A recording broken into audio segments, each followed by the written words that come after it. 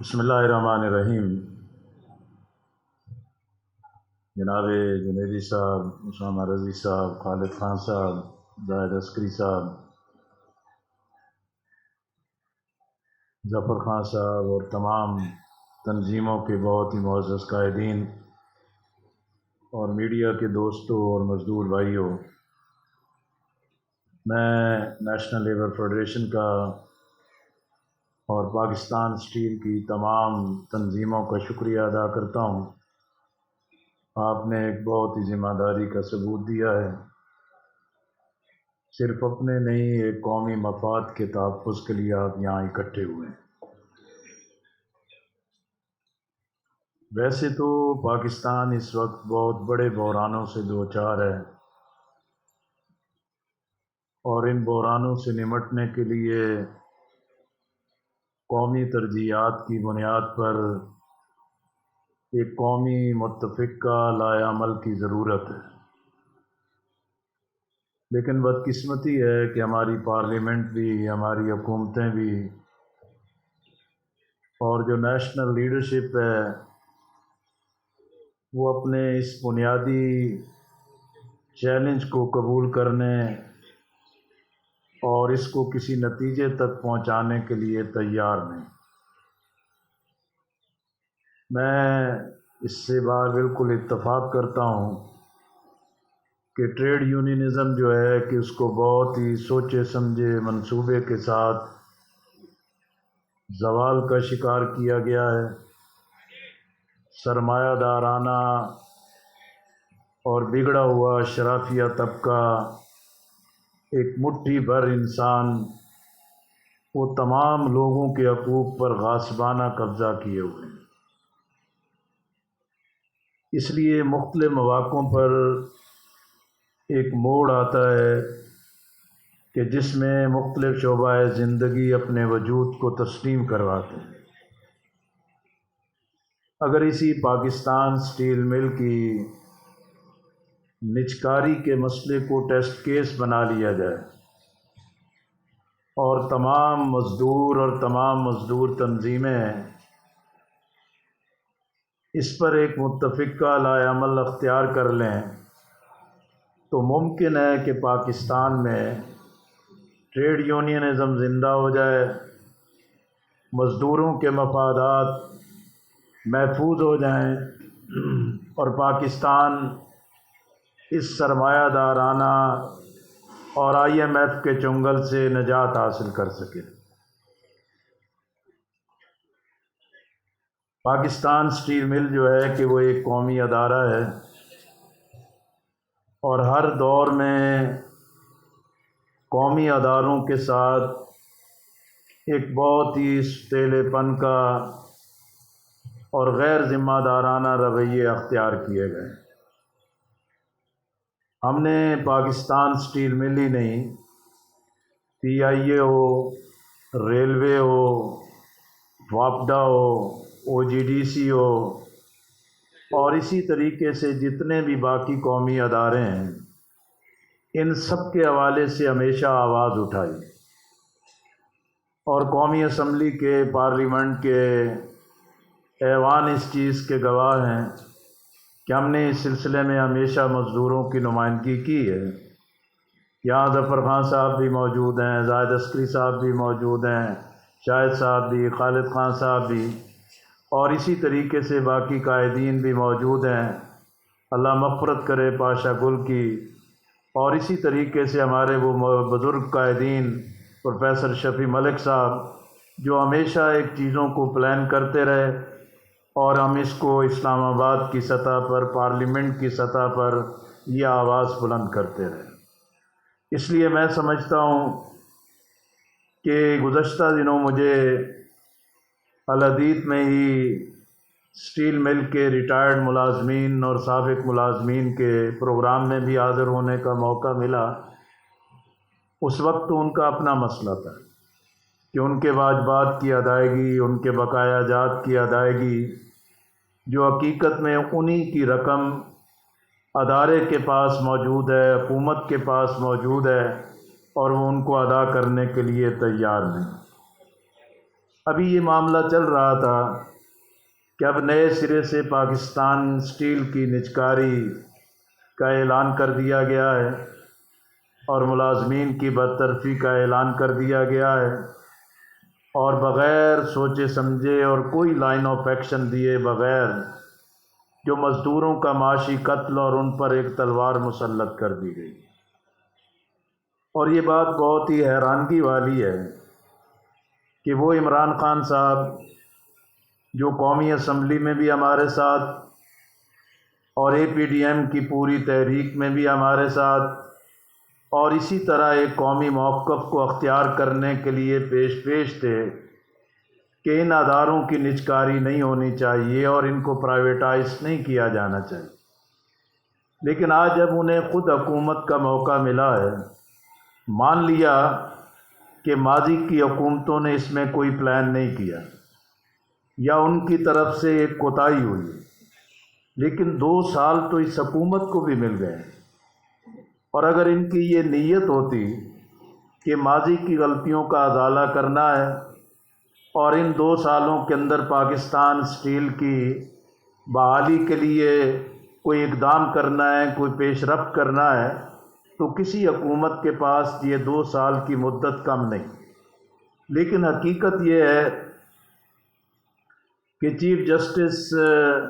Supreme court of Pakistan کے افتخار چودھری صاحب کے زمانے میں جب یہ کیس آیا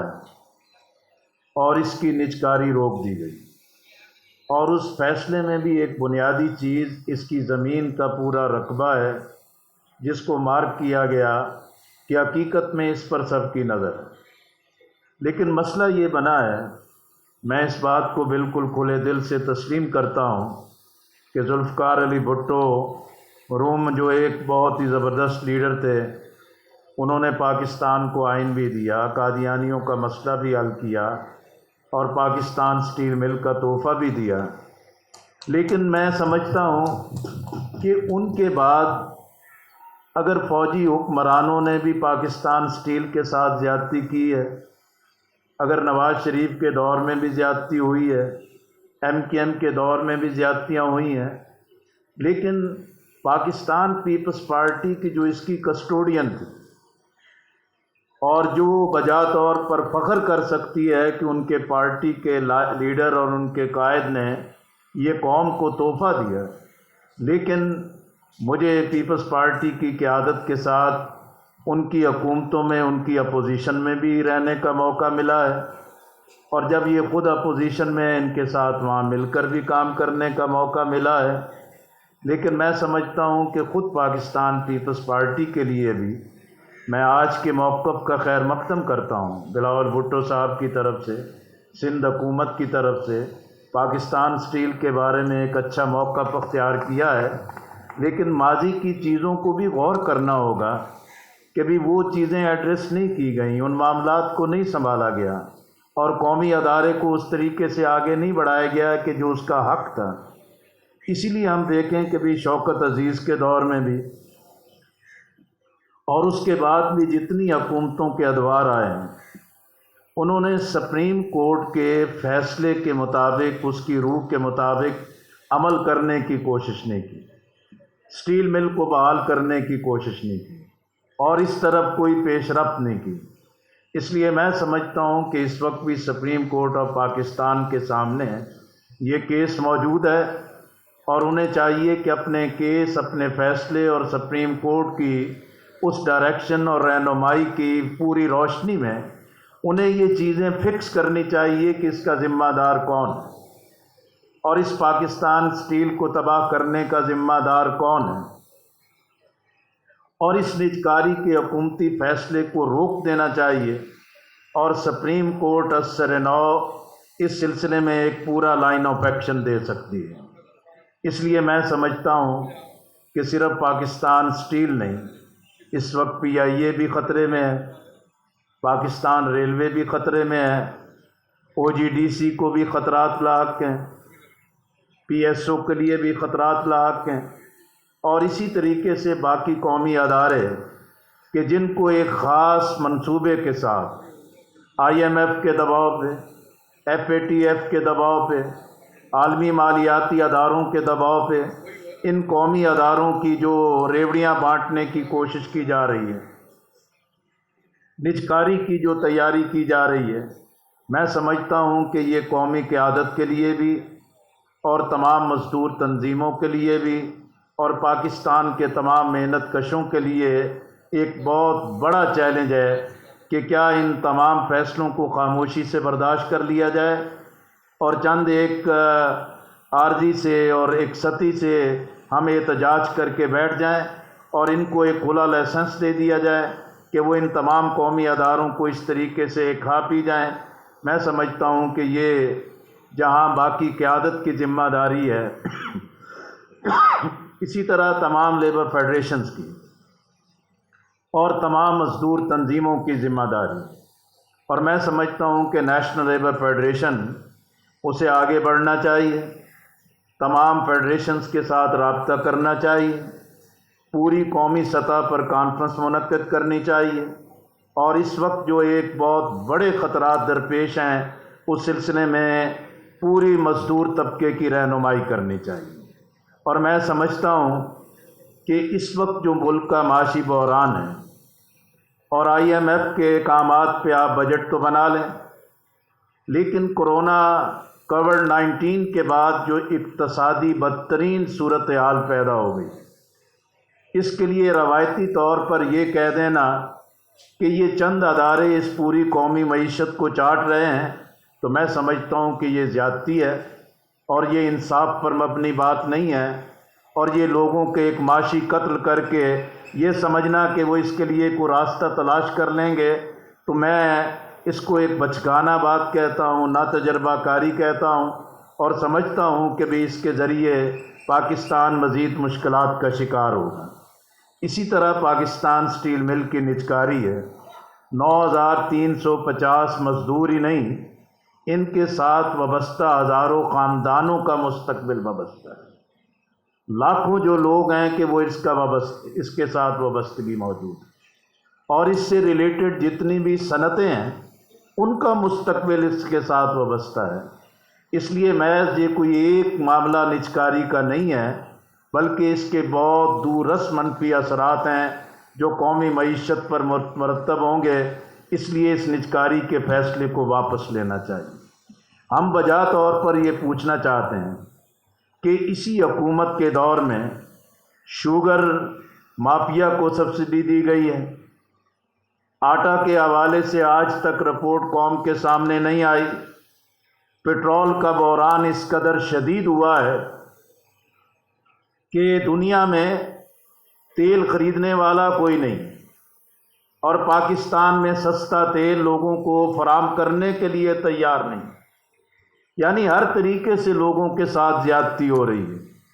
اسی طریقے سے یہ جو نجکاری کا معاملہ ہے اور اس کے ذریعے قومی اداروں کو ہڑپ کرنا ہے، میں سمجھتا ہوں کہ یہ ایک قومی اعتبار سے کسی شعور کا اور کسی گہرائی کا فیصلہ نہیں ہے، یہ پاکستان کے لیے بڑے مشکلات پیدا کرے گا۔ حافظ نعیم الرحمن صاحب نے بالکل ٹھیک کہا کہ مشترکہ مفادات کا کونسل کا اجلاس نہیں ہوا، تمام صوبوں کو جو ہے وہ اس سلسلے میں آن بورڈ نہیں لیا گیا، اور اسی طریقے سے اس ملک کی بحالی کے لیے حکومت نے پروفیشنل بنیادوں پر کوئی لائحہ عمل قوم پر نہیں رکھا۔ اس لیے یک طرفہ طور پر نجکاری کا فیصلہ کر دینا،